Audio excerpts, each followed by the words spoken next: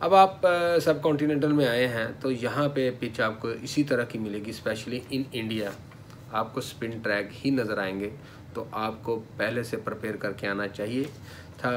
तो वो अपनी होम सीरीज़ में अपने होम एडवांटेज लेती है। उनकी बैटिंग लाइन इतनी है कि वो 250-300 रन अगर बना लें तो स्पिनर उनके इतने हैं वो नहीं बनाने दें, स्पेशली रविचंद्र अश्विन। अस्सलाम वालेकुम नाज़रीन, welcome to my YouTube channel. बात करते हैं इंडिया और इंग्लैंड के मैच के हवाले से। बड़ा स्ट्रॉन्ग कमबैक किया इंडिया ने और जिस तरह की पिच बनाई थी उसी तरह का रिज़ल्ट भी दिया इंडिया ने टॉस जीतकर पहले बैटिंग की। बड़ी ज़बरदस्त परफॉर्मेंस थी सबकी, बहुत आउटस्टैंडिंग परफॉर्मेंस थी। फर्स्ट इनिंग में स्पेशली रोहित शर्मा 161 उन्होंने रन्स बनाया और एक अच्छी बात यह है कि वो अगेंस्ट स्पिनर बहुत अच्छा खेले, उन्होंने बहुत अच्छी स्वीप शॉट्स खेली और रेहाने ने 67 बनाए और पंट 58 रन्स की इनिंग खेले और इंडिया ने ख़त्म किया 329 रन्स।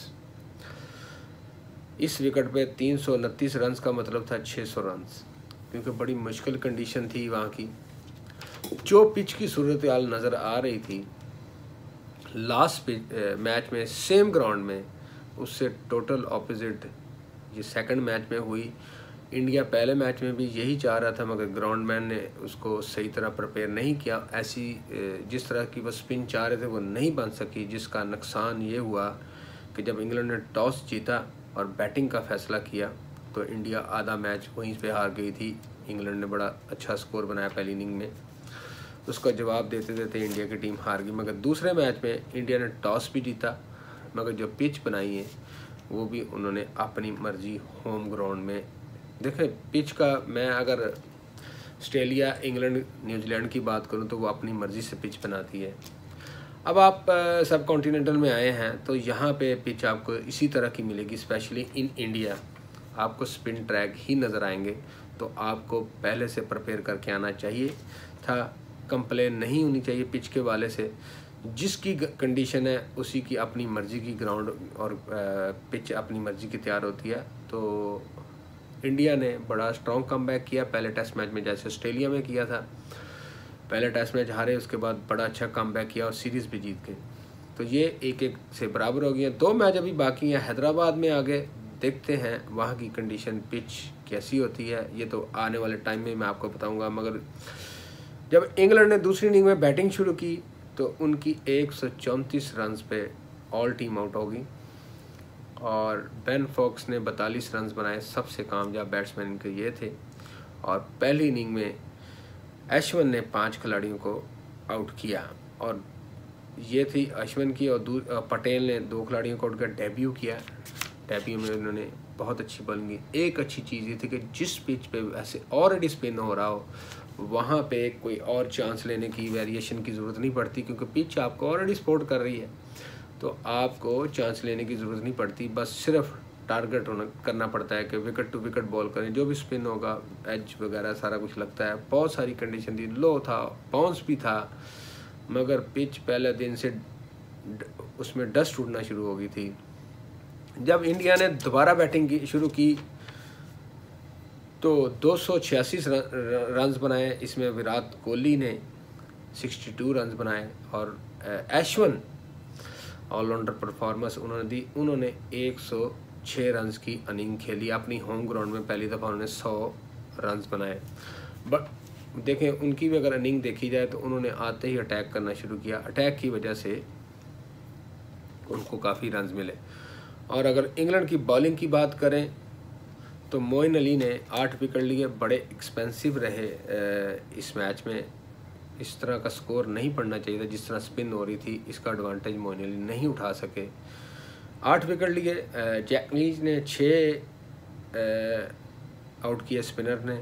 ये थी इनकी इनिंग। और जब इंग्लैंड ने दोबारा बैटिंग शुरू की तो पहाड़ जैसा टारगेट इनके सामने था, मगर उसके सामने वो जंप कर नहीं खेल सकी। 164 रन्स बनाकर आउट होगी। और सेकंड इनिंग में पटेल ने 5 विकेटें ली डेब्यू में, 5 विकेट बड़ी बात है, 7 विकेट में टोटल मैच में ली। अश्विन ने 3 खिलाड़ियों को आउट किया और ये थी टोटल डिटेल। 7 विकेटें अश्विन ने, 8 विकेटें अश्विन ने मैच में ली, 7 पटेल ने ली। अश्विन ने 104 रन की इनिंग भी शानदार, 106 रन की शानदार इनिंग भी इसमें सेकंड इनिंग में उन्होंने खेली। बड़ी ज़बरदस्त परफॉर्मेंस थी इंडिया की थ्रू आउट। और मैच मेरा 3.25 दिन में ख़त्म हो गया, 3 दिन और लंच के टाइम पे मैच फिनिश हो गया। और जो चाह रहा था इंडिया, जिसका रिज़ल्ट वही उन्होंने किया। और आगे भी इंग्लैंड को प्रिपेयर कर लेना चाहिए कि इसी टाइप की ही पिच मिलेंगी आपको, कोई फ्लैट, कोई स्विंग ट्रैक नहीं मिलेगा। और मुझे नहीं लग रहा कि ये इंडिया इनको देगी, क्योंकि जो मैच जो रिज़ल्ट निकला है 317 रन से इंडिया ये मैच जीता है, बड़े हुज मार्जिन से जीता है। और मुबारकबाद देता हूँ इंडिया को। इंग्लैंड ने फ़ाइट की है मगर इतनी फाइट नहीं की। मोइन अली ने सेकंड इनिंग में थोड़े से शॉट मारे हैं, पॉजिटिव खेले हैं, तो उन्होंने 42 रन बनाए थे।